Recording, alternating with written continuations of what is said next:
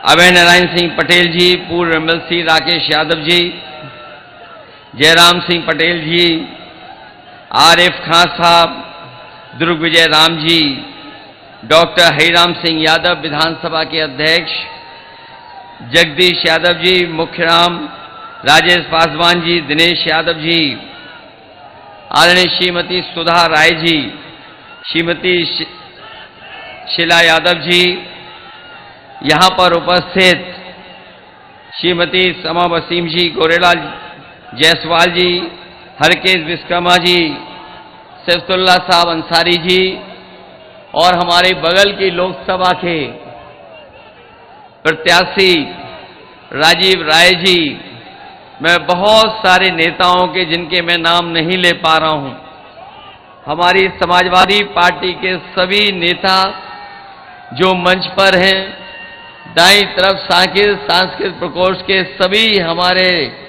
पदाधिकारी और इस चुनावी जनसभा में उपस्थित बड़ी संख्या में आदरणीय बुजुर्ग, किसान भाई, नौजवान साथी, माताएं, बहनें और पत्रकार बंधुओं, मैं सबसे पहले जहां दूर दूर तक मैं देख रहा हूं, पंडाल में तो हैं ही बड़ी संख्या में लोग, पंडाल के बाहर भी इस समय दोपहरी में जब बिल्कुल सूरज हमारे सर पर है, बड़ी संख्या में हमें मंच के बाएं से लेकर के दाएं सड़क तक और पीछे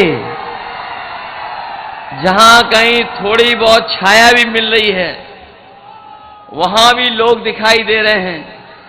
कुछ साथी अर्जुन के पेड़ पे चढ़ गए हैं, वो भी हमें दिखाई दे रहे हैं। मैं आप सबका बहुत बहुत आभार और धन्यवाद देता हूं। मुझे उम्मीद है कि 2024 का चुनाव जो होने जा रहा है, आजमगढ़ के लोग न केवल जिताने जा रहे हैं, बल्कि इस बार यहां की जनता ने जो मन बनाया है कि रिकॉर्ड मतों से समाजवादी पार्टी जीत करके जाएगी। और इधर न जाने क्या हो जाता है दूसरे लोगों को, आजमगढ़ का नाम लेते ही उन्हें परेशानी हो जाती है और इतनी परेशानी हो रही है कि आजकल उनके भाषणों में भाषा बदल गई है। जो हमें और आपको 400 पार का नारा देकर के डरा रहे थे, वो अंदर ही अंदर सोच रहे हैं कि अब तो जनता ने नारा ही बदल दिया है, इस बार 400 पार नहीं 400 हार होने जा रही है। ये जो 400 पार का नारा थोड़ी देर में समझ में आया। जिन लोगों को गिनती ठीक ठाक मालूम होगी और हिंदी को समझते होंगे सही तरीके से, 400 पार का मतलब तो यही हुआ कि 543 के बाद जितनी सीटें हैं वही भारतीय जनता पार्टी जीतने जा रही है, एनडीए जीतने जा रही है। तो अगर 400 पार का 543 में नारे को अगर हम समझें तो ये केवल 143 सीटें बनती हैं। लेकिन जिस तरीके से वोट पड़ा है पहले चरण से जो वोट पड़ना शुरू हुआ है, आने वाले समय में जब 4 जून को परिणाम आएगा तो आप देख लेना, जो 400 पार का नारा दे रहे थे, 140 करोड़ की जनता इनको 140 सीटों के लिए भी तरसा देगी। जो लोग बिल्कुल ऊंचाई पे पहुंच गए थे, उनका काउंटडाउन शुरू हो गया है और नीचे जाते जा रहे हैं, इतना गिरते जा रहे हैं कि वो हो सकता है न जाने कहां पहुंच जाएं। और जो ये 2 चरण आखिरी बचे हैं, ये छठवां और सातवां अभी तक जो जनता का गुस्सा नजर आया है, ये गुस्सा हर चरण में बढ़ता जा रहा है और जब 7वें चरण में पहुंचेगा चुनाव, तो जनता का गुस्सा इनके खिलाफ 7वें आसमान पर पहुंच जाएगा। ये लोग जो बड़ी बड़ी बातें कह करके हमें आपको समय समय पे गुमराह करते रहे, जिन्होंने कहा कभी कि आय दोगुनी हो जाएगी किसानों की, हमारा किसान हिसाब किताब लगा रहा है 10 साल बाद भी किसी किसान की आय दोगुनी नहीं हो पाई। और जब हमारा गरीब और किसान लागत का हिसाब किताब लगाता है तो बताओ लागत बढ़ गई कि नहीं बढ़ गई 10 साल में? न केवल लागत बढ़ी है, बल्कि जिस तरीके से महंगाई बढ़ी है और लगातार महंगाई बढ़ा करके इन्होंने हमारे गरीब किसान खेती बाड़ी करने वालों का जीवन संकट में डाल दिया। जिन्होंने बहुत बड़े पैमाने पर बड़े बड़े उद्योगपतियों का, कारोबारियों का जो कर्जा माफ किया है, लेकिन हमारे किसानों का कर्ज माफ नहीं हुआ है। इसलिए इस मौके पर हम आपको भरोसा दिलाने आए हैं। आपने इंडिया गठबंधन और समाजवादी पार्टी के बारे में पढ़ लिया होगा, जान लिया होगा, और ये इंडिया गठबंधन ने तय किया है कि जिस तरह बड़े बड़े उद्योगपतियों का, कारोबारियों का कर्ज माफ हुआ है, आने वाले समय में 4 जून के बाद जब सरकार बनेगी तो हमारे गरीब और किसानों का भी कर्ज माफ उसी तरीके से होगा। उन्होंने जब नियम बनाया तो नियम ये बनाया कि जिन लोगों का कर्ज बैंक से है और 5 करोड़ से ऊपर का कर्ज है, उन्हीं का कर्ज माफ होगा। इन्होंने गरीबों के साथ धोखा किया, किसानों के साथ धोखा हुआ, क्योंकि हमारा गरीब और किसान केवल लाखों में कर्ज लेता है। इन्होंने 26 लाख करोड़ अभी तक बड़े बड़े उद्योगपतियों का कर्ज माफ किया पिछले 10 साल में, लेकिन उसके 10% भी अभी किसानों का कर्ज जो माफ नहीं हुआ है। इसलिए समाजवादी पार्टी और इंडिया गठबंधन ये फैसला लेकर के चला है, न केवल कर्ज माफ होगा बल्कि अपने किसानों को लिए जो कानूनी अधिकार की लड़ाई थी कि एमएसपी के लिए कानूनी अधिकार मिल जाए, तो किसानों को कर्ज माफी के साथ साथ उनकी फसल की पैदावार के लिए कानूनी अधिकार दिला करके उन्हें खुशहाल बनाने का काम भी होगा। वहीं यहां हमारे नौजवान हमें दिखाई दे रहे हैं, ये बहुत मेहनत तैयारी कर करके परीक्षाएं देने जाते थे और पिछले 10 साल से लगातार कोशिश कर रहे हैं कि इन्हें नौकरी और रोजगार मिल जाए। नई सरकार ने नौकरी दी, न इन नौजवानों को सम्मानजनक रोजगार दिया। और जब कभी भी हमारा नौजवान तैयारी कर करके परीक्षा देने गया तो जब मालूम पड़ा और वो घर लौट करके आया तो पता लगा कि परीक्षा का पेपर लीक हो गया। जो लोग परीक्षा दे करके आए होंगे वो जानते होंगे कि एक पेपर लीक नहीं हुआ है। अभी तक जितनी परीक्षाएं हुई हैं, हर परीक्षा का पेपर लीक हो गया और अभी तक जो गिनती आ रही है वो गिनती ये आ रही है कि 10 से ज्यादा परीक्षाओं के पेपर लीक हुए हैं। मैं अपने नौजवानों से कहना चाहता हूं कि ये परीक्षा के पेपर लीक नहीं हुए हैं, इस सरकार ने जानबूझ करके पेपर लीक कराया है और इसलिए कराया कि जिससे हमारे नौजवानों को नौकरी और रोजगार न मिल जाए। कभी कभी मैंने गणित लगाया उसका, अगर 60 लाख बच्चे छूट गए जिनकी परीक्षा होनी थी, जिन्हें नौकरी नहीं मिल पाई, अगर उनके मां बाप को भी हम जोड़ दें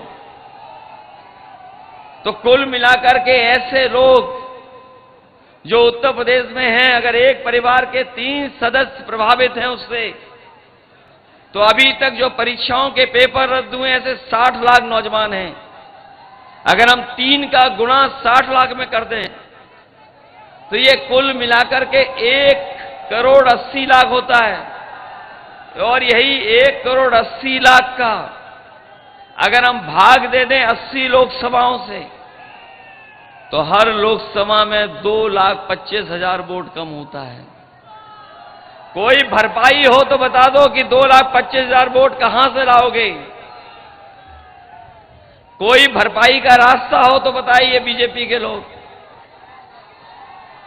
इन नौजवानों का जहां भविष्य छीना है, आप सोचना जाकर के ये नौकरी केवल नहीं छीनी है, बल्कि आपका 1/3 जीवन इन्होंने बर्बाद कर दिया है।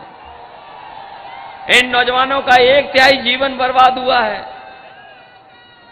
और जो लोग ये कहते थे कि निवेश लाएंगे, निवेश को लेकर के बड़े बड़े आयोजन हुए हैं।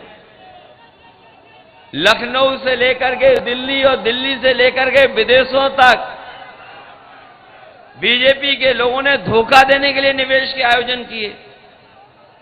पहले निवेश किए, फिर डिफेंस को लेकर के बड़े बड़े आयोजन हुए, फिर जनता को गुमराह करने के लिए G20 के आयोजन हुए, लेकिन कोई भी निवेश जमीन पर नहीं पहुंचा।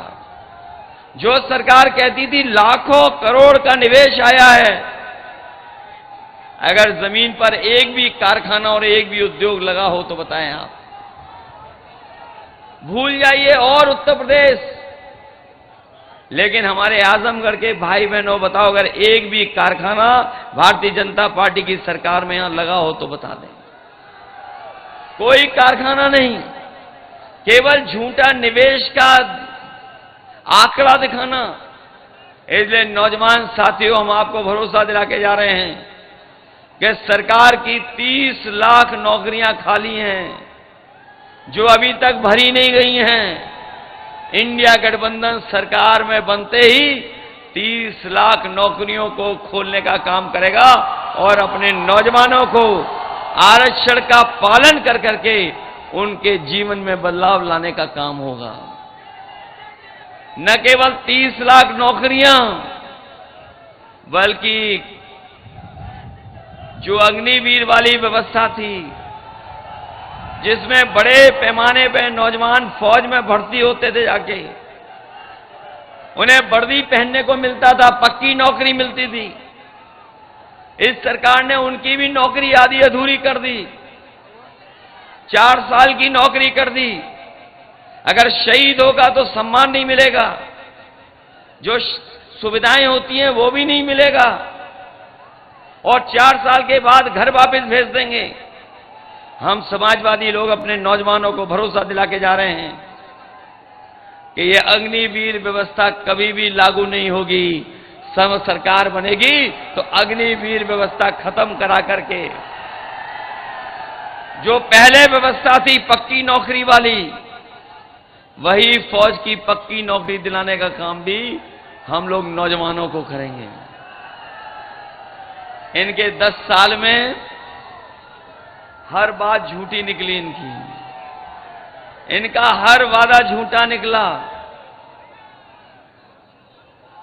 जो लोग बड़ी बड़ी बातें करते थे, उनकी कोई बात जमीन पर नहीं उतरी।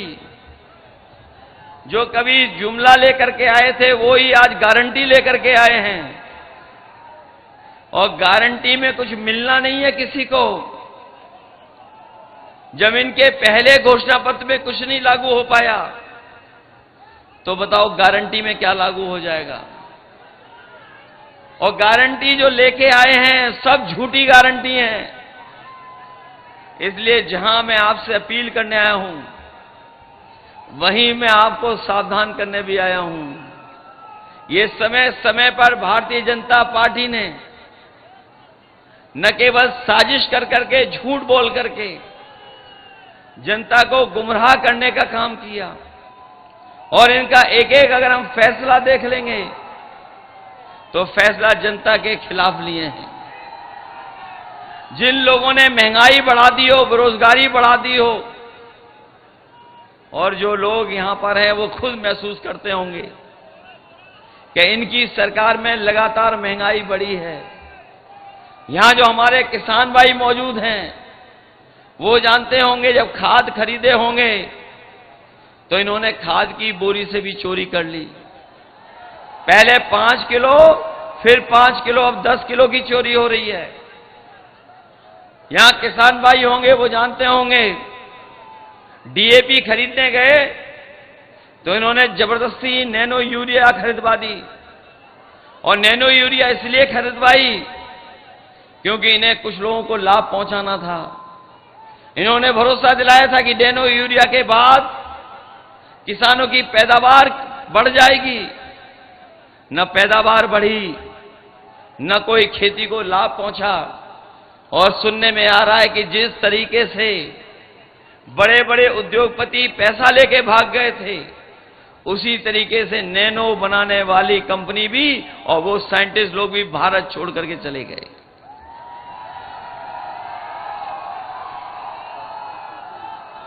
इसलिए ये चुनाव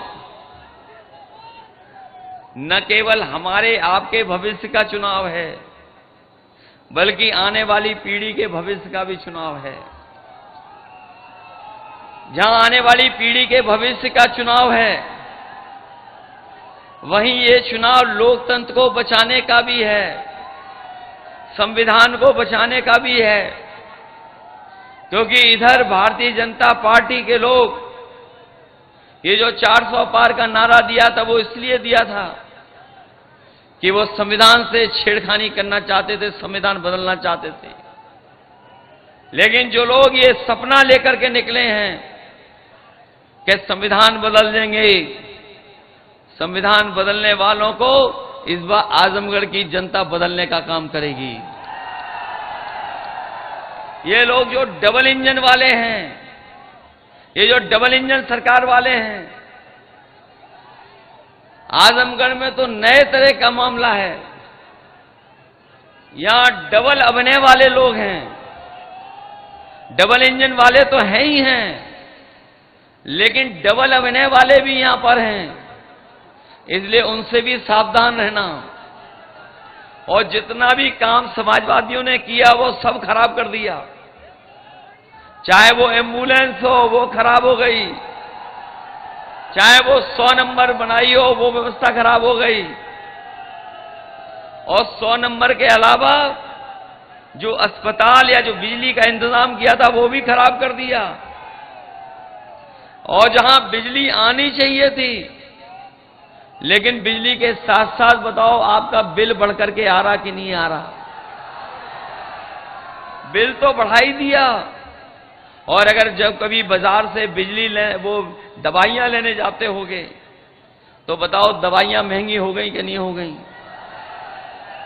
ये नौजवान जो मोटरसाइकिल चलाते थे, आज से 10 साल पहले कितने रुपए की आती थी और आज कितने रुपए की आ रही है? 1 लाख की आ रही कि नहीं आ रही? केवल डीजल पेट्रोल नहीं, गाड़ी से लेकर के हर चीज महंगी कर दी। इसलिए जहां महंगाई को रोकना है और जो लगातार ये बड़े लोगों को लाभ पहुंचा रहे हैं जिससे महंगाई बढ़ रही है, और वो कोरोना वाले समय पे जो वैक्सीन लगाई थी उसकी भी पोल खुल गई। अब तो कंपनी वाले ये कह रहे हैं कि जो वैक्सीन लगाई है, जो लग गई है वैक्सीन, वो हम वापस ले लेंगे। बताए हमें कोई कि जो वैक्सीन शरीर में पहुंच गई वो वापस कैसे आएगी? अगर कोई तरीका हो तो बता दो। और इलेक्ट्रल बॉन्ड से इन्होंने किसी को नहीं छोड़ा जिससे पैसा ना वसूल लिया हो। जो इलेक्ट्रल बॉन्ड लिए इन्होंने, बड़े बड़े उद्योगपतियों से पैसा वसूल लिया। कोई चंदा इतना नहीं देता था जितना इन्होंने वसूला है।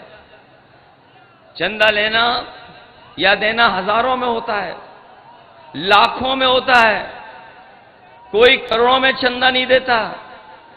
इन्होंने इलेक्टोरल बॉन्ड के नाम से ईडी, सीबीआई, इनकम टैक्स लगा के चंदा वसूल लिया, और चंदा वसूलने का परिणाम यह हुआ कि भ्रष्टाचार तो बढ़ा ही बढ़ा, लेकिन उसकी वजह से महंगाई बढ़ गई। इसलिए आप सबसे हम निवेदन और अपील करने आए हैं कि आजमगढ़ का चुनाव अलग तरह का चुनाव है, पूरा देश देख रहा है, और अभी तक के चरणों में तो बीजेपी बहुत पीछे छूट गई है। अब तो केवल 27 सीटों पर चुनाव है। कितनी सीटों पे बचा है चुनाव? 27 सीटों पे है चुनाव।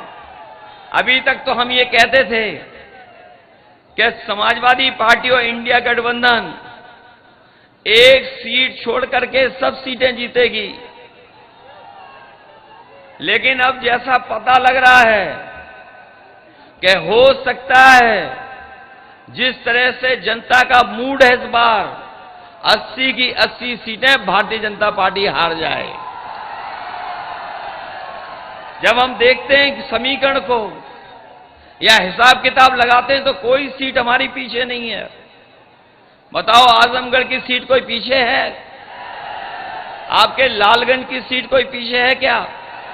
आपके बगल की मऊ की सीट बताइए, आप अंबेडकर नगर की सीट बताइए, आप संत कबीर नगर में पप्पू निषाद लड़ रहा है, क्या सीट पीछे है?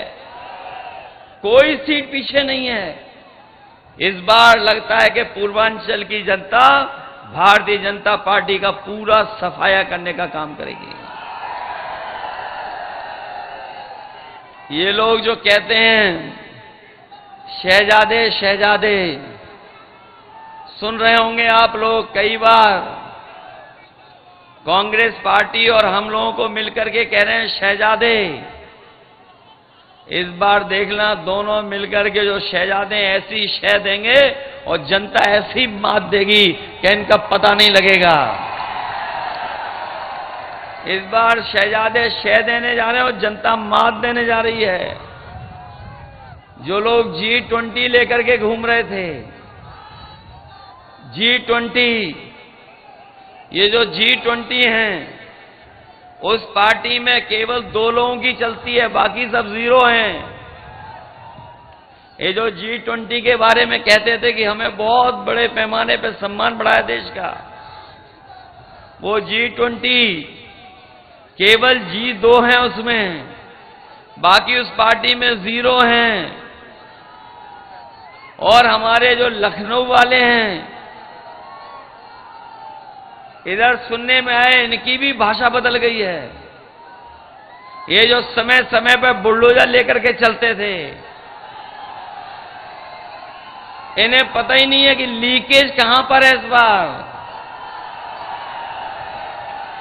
जो समय समय पर बुलडोजर लेकर के चलते थे, इन्हें लीकेज ही नहीं पता, जिसके कारण सब पेपर लीक हो रहे हैं। बताओ, सब पेपर लीक करा दिए कि नहीं करा दिए? और कोई किसी को आरक्षण नहीं ले रहा, किसी का कोई नहीं छीन रहा है। अगर किसी ने धोखा दिया आरक्षण को लेकर के, तो वो भारतीय जनता पार्टी और भारतीय जनता पार्टी के फैसले, जिन्होंने हमारे आपके आरक्षण छीनने का काम किया है। ये 69,000 वाले जानते होंगे, सालों साल से ये आंदोलन कर रहे हैं, धरना दे रहे हैं, न जाने कितने दिन से लड़ाई लड़ रहे हैं। विधानसभा से लेकर के सड़कों तक इनकी लड़ाई लड़ी गई, लेकिन इनकी कोई सुनवाई नहीं है। हम नौजवानों से कहकर के जा रहे हैं, शिक्षा विभाग में जितनी जगह खाली है वो तो भरी जाएगी, इसके साथ साथ जो हमारे इन लोगों के साथ भेदभाव हुआ आरक्षण को लेकर के, उसका भी समाधान किया जाएगा। केवल एक विभाग नहीं, हर विभाग में न जाने क्या किया है सरकार ने। और हमने तो कई बार कहा और सावधान किया कि अभी तो फौज की नौकरी हुई है 4 साल की, ये बीजेपी वाले आ गए तो और विभागों की भी, और हमारी ये खाकी पहनने वाले भाई हैं, इनकी भी नौकरी कम हो जाएगी। कभी कभी पूछते ही नौकरी कैसे कम हो जाएगी?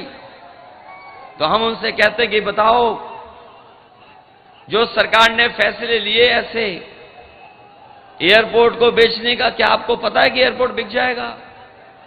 किसी को नहीं पता था कि रेल बिक जाएगी, किसी को नहीं पता था कि हवाई अड्डे बिक जाएंगे, किसी को नहीं पता था कि LIC बिक जाएगी, किसी को नहीं पता था कि बंदरगाह बिक जाएंगे, किसी को नहीं पता था कि आउटसोर्स में नौकरियां चली जाएंगी, किसी को नहीं पता था कि GST के छापे मार करके व्यापारियों से पैसा वसूला जाएगा, और किसी को पता था कि अग्निवीर वाली नौकरी 4 साल की हो जाएगी। क्या किसी को पता था कि आधी रात में नोट बंद हो जाएंगे? तो अगर नहीं पता था तो हो सकता है इन लोगों की भी नौकरी 3 साल की हो जाए। इसलिए सावधान है कि नहीं सावधान सब लोग? इसलिए आपसे हम विशेष निवेदन करने आए हैं। धर्मेंद्र यादव जी पिछले चुनाव में रह गए थे किसी कारण, लेकिन इस बार तो इंडिया गठबंधन का कमाल चल रहा है, अलग तरह का कमाल हो रहा है। और अब तो गुड्डू जमाली भी साथ आ गए हैं। बताओ गिनती बढ़ गई कि नहीं बढ़ गई? और रही बची गिनती, बताओ PDA परिवार ने बढ़ा दी कि नहीं बढ़ा दी? और हम तो ये जानते हैं ये PDA परिवार जो जुट गया है, जमाली जी जुड़ गए हैं। 4 तारीख को नई फिल्म रिलीज होगी। 4 तारीख को देख लेना आप, नई फिल्म रिलीज होगी कोई, जिसको पूरा देश देखेगा। जो भाजपा वाले बड़ी बड़ी बातें कर रहे हैं, ये ढूंढे जाएंगे भाजपा वाले कि कहां हैं भाजपा वाले। इसलिए अभिनय के चक्कर में तो नहीं पड़ जाओगे आप लोग। ये अभिनय बहुत ऊपर तक होते हैं, ऊंचाई तक चले जाते हैं कई बार। इन अभिनय करने वालों से सावधान रहोगे कि नहीं रहोगे? ये अभिनय वाले जो पूरे के पूरे जुटे हुए हैं यहां से लेकर के दिल्ली तक, बताओ आपके अधिकारों को छीन रहे हैं कि नहीं छीन रहे हैं? आपके सम्मान को ठेस पहुंचा रहे हैं कि नहीं पहुंचा रहे हैं? और आपका जो बाबा साहब भीमराव अम्बेडकर ने दिया हुआ संविधान, उसको खत्म करना चाहते हैं कि नहीं चाहते हैं? और इस बार तो ऐसा लग रहा है कि बहुजन समाज के लोगों ने भी पूरा समर्थन देने का काम किया है। मैं तो अपने बहुजन समाज के लोगों से अपील करूंगा कि अगर देखेंगे आप उत्तर प्रदेश का चुनाव, तो बीजेपी ने BSP से अंदर ही अंदर हाथ मिला लिए हैं। इसलिए सावधान है कि नहीं है? और 4 तारीख को रिजल्ट तो आएगा ही आएगा, लेकिन जब वोट डालने आप जाओगे उस समय के लिए सावधान है आपके नहीं है? ये अगर रोकेंगे तो रुक तो नहीं जाओगे आप लोग? खैर आजमगढ़ वाले तो नहीं रुकेंगे।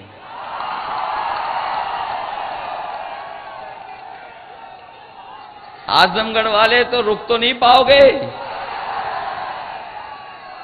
वैसे बहुत जगह रोकने की कोशिश की, लेकिन कोई वोटर रुका नहीं। और जैसे जैसे ये लोग हारते जा रहे हैं तो इनका गुस्सा भी बढ़ता जा रहा है। इसलिए आप वोट डालने वाली तारीख को तैयार रहेंगे 25 को। ये 6वें चरण का चुनाव, ये 6वें चरण का चुनाव इन्हें न जाने कहां भगा देगा, आउट कर देगा बिल्कुल, जो गिनती कर रहे थे बड़ी वाली। इसलिए आप सबसे हमारा विशेष निवेदन और अपील है कि धर्मेंद्र यादव जी को आपके बीच भेजा है। ये लगातार आपके बीच रहेंगे और आजमगढ़ से और हम लोगों का समाजवादियों का रिश्ता कोई नया नहीं है, वो बातें दोहरानी नहीं है। इससे गहरा रिश्ता किसी से नहीं हो सकता जैसा रिश्ता हमारा और आपका है। और इसीलिए आजमगढ़ हमेशा प्राथमिकता पे विकास में रहा है। चाहे हमें बड़ी सड़क बनानी पड़ी हो, ये जो बड़ी सड़क बनी है आगरा लखनऊ वाली से जुड़ गई पूर्वांचल वाली, और चाहे मेडिकल कॉलेज बनवाने हो, सड़कें चौड़ी देनी हो, अस्पताल से लेकर के 100 नंबर की गाड़ी से लेकर के एम्बुलेंस, सब कुछ नेताजी और समाजवादियों ने किया है। इस विकास में कहीं पीछे नहीं रहने देंगे आजमगढ़ को। इसलिए जहां आजमगढ़ की खुशहाली के लिए काम करेंगे, वहीं अगर आजमगढ़ का कभी भी सम्मान बढ़ाना पड़ेगा तो हम लोग सम्मान बढ़ाने का भी काम करेंगे। और अभी देखा भी होगा, जब एमएलसी बनाने का वक्त आया तो सबसे आगे आजमगढ़ ही दिखाई दिया हमें। और रहा बचा मामला, जमाली साहब समझा लेंगे और बना देंगे। ये तो ऐसे ही कह दिए 2 लाख। मैं समझता हूं जिस तरह का माहौल दिखाई दे रहा है, जिस तरह का है उत्साह लोगों के अंदर, देश की जो बड़ी जीतें होंगी उसमें आजमगढ़ शामिल होगा कि नहीं होगा, ये बताओ पहले। देश की बड़ी जीतों में शामिल हो जाओगे? कहीं ऐसा तो नहीं है कन्नौज से भी पीछे रह जाओ? कहीं ऐसा तो नहीं है कन्नौज से पीछे रह जाओ? इसलिए आजमगढ़ के लोगों, देश की बड़ी जीत में शामिल होना, देश की बड़ी जीत में हो जाओगे सब लोग। इसलिए मदद करना, यही सहयोग, यही मदद मांगने में आया। मुझे पूरा भरोसा है कि आप सब लोग मिलकर के पीडीए परिवार को जहां ताकत दोगे, वहीं लोकतंत्र को बचाने के लिए एक एक वोट डालेंगे। और संविधान बचाने की ये बड़ी लड़ाई है, जहां एक तरफ संविधान को खत्म करना चाहते हैं, दूसरा हम सब लोग हैं जो संविधान बचाना चाहते हैं। हमें उम्मीद है कि जब 4 तारीख को परिणाम आएगा तो वो लोग जो संविधान को खत्म करना चाहते हैं वो देश से हमेशा हमेशा के लिए साफ हो जाएंगे। और संविधान बचा करके हम आपके अधिकारों को, आपके सम्मान को, और जो अधिकार हमें मिले हैं उन अधिकारों को दिलाने का काम हम लोग करेंगे। आप सबका बहुत बहुत धन्यवाद, बहुत बहुत आभार प्रकट करता हूं।